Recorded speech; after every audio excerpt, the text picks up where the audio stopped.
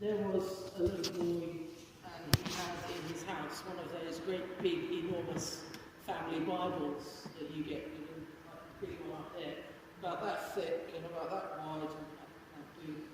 And they're a fascinating thing for children, aren't they? They always want to look through them. I had one, well, it wasn't really a family Bible, it was a children's Bible, but it was this huge, enormous book.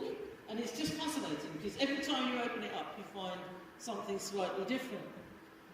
And this little boy was opening the big family Bible in his house, and he was absolutely fascinated as he was flicking through all the old pages, when suddenly he opened one page and something fell out of the Bible. And he bent down and picked up the object and looked very, very closely at it, and he saw that it was an old, quite fragile, dried up leaf that had been pressed in between the pages of the Bible. So he ran and he said, "Mum, look what I found. It's this, look at this leaf here, look." And she said, "What have you got there?" And he stopped and he thought about it, and suddenly a bit of astonishment and wonder appeared on his face. And he answered back, "Mum, I think it's Adam's underwear." You knew there'd be a punchline, didn't you? I can't deceive you, people. I can't deceive you at all. Yeah, people sometimes get it a little bit wrong, don't they? And that little boy, clearly very imaginative, had a lot of thinking. You know, he put 2 and 2 together and made 10, but he was working on it. But he still got it a little bit wrong. And that's exactly what happened with these people that we've been reading about in John chapter 6. They got the whole thing just a little bit wrong. They thought that Jesus had done the miracle of the feeding of the 5,000 so that he could show and demonstrate his power, to demonstrate that he was the Lord over creation, to demonstrate that he was a king on earth. But they got it just a little bit wrong, because Jesus explains to them in the passage that we've just read that actually it wasn't anything to do with his power over things on earth. It was to do with his power over things in heaven, something outside of earth. Being the one who can give thanks and then spread out loaves and fishes shows power on earth. It shows a mastery of the laws of nature, something that most of us could never do, human beings could never do. I say most of us because, you know, there's some conjurers and magicians who would say they can do things like that, but most of us wouldn't even claim to be able to do something like that. What Jesus did was utterly unique, utterly different, utterly against all the laws of nature. And so when he came and he did that, he said, my power is over things on the earth, but it is infinitely more than that. When we saw last week that he walked on the sea, he didn't only walk on the ordinary sea, did he? The flat, calm sea, he walked in the storm. And we puzzled a little bit last week about how did he do it? Did he sort of push his way through the big waves? Did he climb up one side and slide down the other side? We don't know the whys and the wherefores and the physicalities and how Jesus did these things, because that's not important. The Bible doesn't tell us those things. Those are not the important things. The important thing is that Jesus does things that are out of the ordinary, because Jesus is someone who is out of the ordinary. He is not your average run-of-the-mill fella. Who is he then? Well, they came and they asked some questions, and they said, what sign are you going to do to prove that you are someone special? And he said, I'm not going to do any signs. I'm not here to impress you. I'm here just to do the will of my Father. And then they ask another question and they say, well, what is the will of your Father? And he says, the will of my Father is very simple. It is that I will get all of those people who come to me, who have faith in me, all of those people who believe in me. And I will get those people and I will keep them, every single one of them, until the day of the Lord, until the end, until the final judgment, until the final day, when there is no more time, when there is no more opportunity to come and to give your life to Jesus and to follow him, until time has finished. At that point, Jesus will have people in his hand. And the book of 2 John over in the sort of later part of the New Testament says, I have them in my hand and no one can pluck them out of my Father's hand or my hand. And so Jesus sort of keeps us in his hands. I used to sing a song, it's called I'm in the hollow of his hand. He keeps my soul. I lay my life at his command, at his control. Though the storms around me rage and the billows roll, I'm in the hollow of his hand. He keeps my soul. If you are in the hollow of Jesus' hand, no one can pluck you out. Because the whole function of Jesus on earth was to get this group of people, those who believe and have faith and come and trust Jesus, to get them in the hollow of his hand and to keep them safe, secure, fine, moving in the right direction, loving God, worshipping him, doing all the things that we're called to do as believers, safe in the hollow of Jesus' hand. That's why Jesus came. But then, see, these people were completely confused. They said, look, Moses, he did these miracles. We want bread. And Jesus said, look, Moses didn't do miracles. He wasn't some magician. It was God who gave you bread in the wilderness. And now he's giving you bread again. He's come not in the form of manna this time, but in the form of Jesus, who is the bread of life. He says, I am the bread of life. Whoever comes to me will not hunger. Whoever believes in me will never thirst. Now it all sounds a little bit complicated, doesn't it? A little bit obscure. I am the bread of life. What's that all about? Well, bread has some unique properties, doesn't it? It's miraculous stuff. You take some flour and some water and some salt and some bits of stuff and milk and whatever, and you add yeast. And when you add yeast, you create a sort of magical reaction. Something starts to happen. Have you ever seen yeast fizzing? You can see that sometimes. Don't often use it with, do that with bread, but you can sometimes see yeast fizzing because it looks like powder, but it's really alive. It's a living thing. It's a living organism. And the yeast is in the bread. The living thing. The thing that gives life. The thing that exists to have an effect on the things around it. The yeast is in the bread. And that's kind of how it was with Jesus. Jesus came as the bread of life, but inside of him was something that gives life. Inside of him was something that causes the world to fizz a bit, to know that there's something going on, to excite people. The Bible talks about, not when I say excite, I'm not talking about, make people jolly happy. To get things moving, I'm talking like a physicist gene. Exciting molecules, getting them moving, getting them agitated, getting them moving and doing stuff, rather than just sitting. And Jesus comes and he says, I am the bread of life. Whoever comes to me will never hunger again. Why will he never hunger again? Because when we come to Jesus, we metaphorically, not literally, metaphorically, eat the bread of life.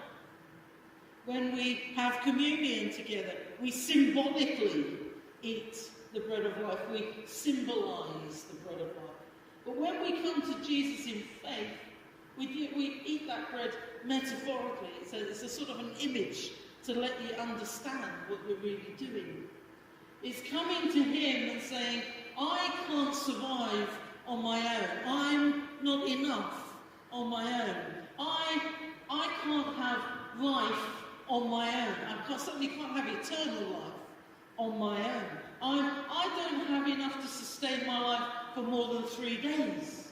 You know, if we stop eating and drinking, that's things that come into our bodies from outside.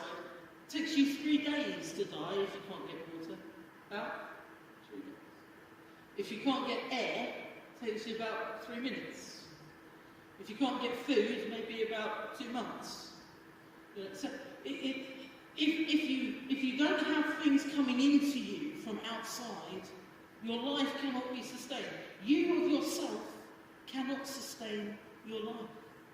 But what Jesus is saying here is, I am the bread of life. I am something that can sustain your life.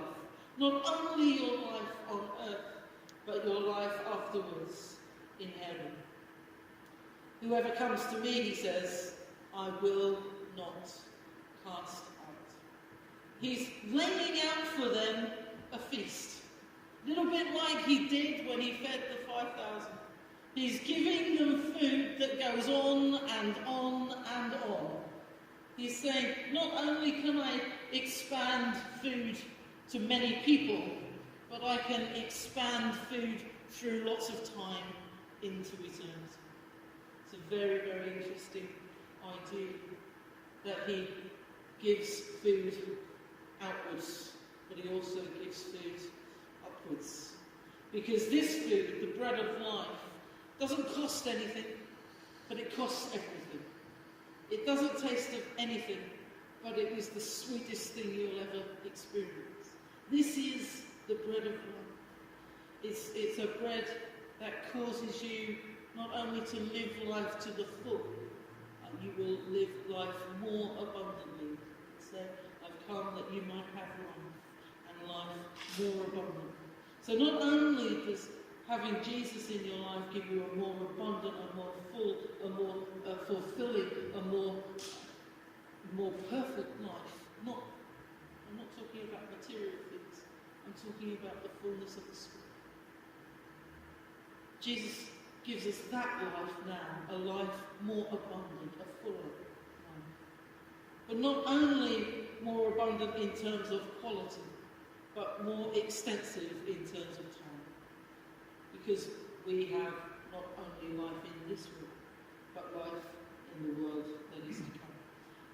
How can we say that Jesus gives us that kind of life? Well, because he says that the will of God is 2 things. First, that I will have these people in my hand. Bill in God's hands. You and me in God's hands. Safely, held, secure. Underneath are the everlasting arms. We're held firm and safe in God's hands. So it's a safe life, and that was the first part of the will of God, that it would be that we would be a group of people held safe. But not only that, it says at the end of that passage, this is the will of him who sent me, that I should lose nothing that he has given me, but raise it up on that last day. You're held securely in his hand now. And after you pass away, after you die, after you've gone on to the other world, there will come another day when you will be raised again, to join together with all of those of us that are still alive, to meet him in the air, if you believe that metaphor, that way of expressing it. We will meet Jesus in the air, and we will be reunited and rejoined, and we will go to another feast. See, what Jesus is saying here is, I've set out a feast on the earth, and if you will eat that feast, if you'll eat that bread, that living bread, then you'll join me in the feast which is in heaven. If you'll eat the bread that is temporary now, you'll have access to the feast which is eternal in heaven. if you'll eat the bread which is simple and plain and only requires you to believe, that's all it requires, that you believe. If you'll eat that bread now, then the bread that is in heaven will be so amazing, so incredible, that you won't be able to believe it. You'll just take your breath away. That's the message that Jesus has. And I thought, there are lots of ways that you can talk about John chapter 6, but I thought with Bill's passing, we ought to focus again on the fact that we need, it's important, we need to be in God's hands right now. We need to find ourselves being one of those people that he holds. One of those people that has come to him in faith, believing. One of those people who have said, yes, I believe you are the Jesus Christ, the Son of the living God. I believe that you died on Calvary to forgive me of all my sins, to forgive the sins of the world, to make that possible. I believe that, and I'm going to ask you, Lord, to come and be the Lord of my heart, the Lord of my life, to take over control of everything about me. Because once we do that, we jump into his hands, and he will never let us go. He will be with us to sustain us. That's what bread does. It sustains us. It keeps us going. It helps us to face challenges. It helps us to get through everything that we need to do. If you didn't eat breakfast, you'd find it hard to get through the morning. If you don't eat lunch, it's harder to get through the afternoon. That's just how biology works. That's how your body works. And that's how it works spiritually to an extent. If you're not eating the bread of life, you're not living life to the full. You're not living life abundantly. If you're not in those hands, if you're not one of those who God has securely held, then there's no guarantee that you can join that feast which is in heaven. In order to know that you're going to get to join that feast which is in heaven, you need to know the bread of life who is on earth. You need to be in the hands of Jesus. It's a very simple message, and you've all heard it before. I'm not telling you anything that you don't know. But you know what I thought this week? I'm so pleased. I'm so happy. I'm so relieved that there is no question, none, no question, that Bill knew Jesus. And that meant that Bill was in his hands. And that meant that Bill was feasting on Jesus. That meant that Bill believed in the bread of life. And he is now feasting on the manna from a bountiful supply, because he's dwelling in Beulah land. We might just have to sing that next week. That Beulah land is another name for heaven. To be absent from the body is to be present with the Lord. And I can stand in front of you today and I can say with 100% confidence, I know who Bill was. I know who he believed. I am persuaded that God is able to keep Bill from now into eternity. And I can pass him into God's hands and let God take care of him. You know what? I couldn't give Bill breath when Bill was struggling. God's going to do that now. I couldn't help Bill when he could do the things that he wanted to do, but he's doing them now. He is enjoying his reward. And I don't know if you can even begin to understand how much of a relief and how much it makes my life and my heart and my mind so much easier to know that I can stand here and say, I know where Bill's going. I know what's happening with Bill now. To be absent from the body is to be present with the Lord. And as soon as that moment when Bill was absent from his body, he was present with the Lord. I don't know if you can say that of yourself. If you, in the next days or weeks or months or years, eventually it comes to all of us, if you at some point become absent from your body, do you know for sure that you will be present with the Lord. If you're not 100% sure that that is the case, if you're not 100% sure that you are one of those who is held in his hands, if you're not 100% sure that you have believed in the Son of God who came and loved us and gave himself for us, I want to invite you to make that change now. Make that decision now. Do it sooner rather than later. We don't know the days of our lives. We don't know the number of them. We don't know where we're going to be or when it's going to happen. But it is going to come to us all. And I want to be able to say, I know that that person, that Anna knows Jesus, that Diane knows Jesus, that Jean knows Jesus. I want to be able to say that of every single one of you. Sorry to pick on you three. But I know these three. I know their faith. And I knew that with them. I want to know that with everybody in this room. And if you don't know Jesus, you have that opportunity today. All you have to do is say, I know that I am a sinner. I know that I'm not perfect. I know that I missed the mark.